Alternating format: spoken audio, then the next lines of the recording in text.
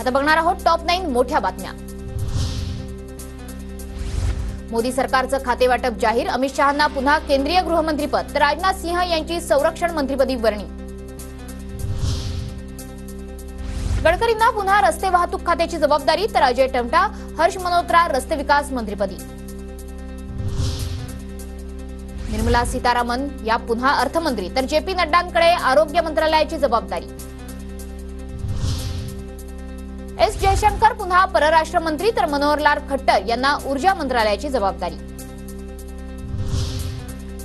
शिवराज सिंह चौहान नवे कृषी मंत्री तर त्यांच्याकडे पंचायत राज्य मंत्रालयाची जबाबदारी। अश्विनी वैष्णव यांची पुन्हा रेल्वे मंत्रीपदी वर्णी।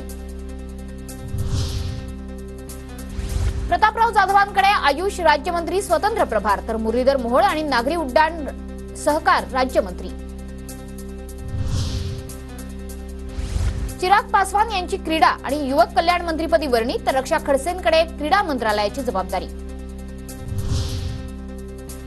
अमरावतीत खासदार बळवंत वानखडे यांच्या अभिनंदनाचे बॅनर फाडल्याप्रकरणी पोलिसांची कारवाई, पोलिसांकडून 7 जणांना अटक।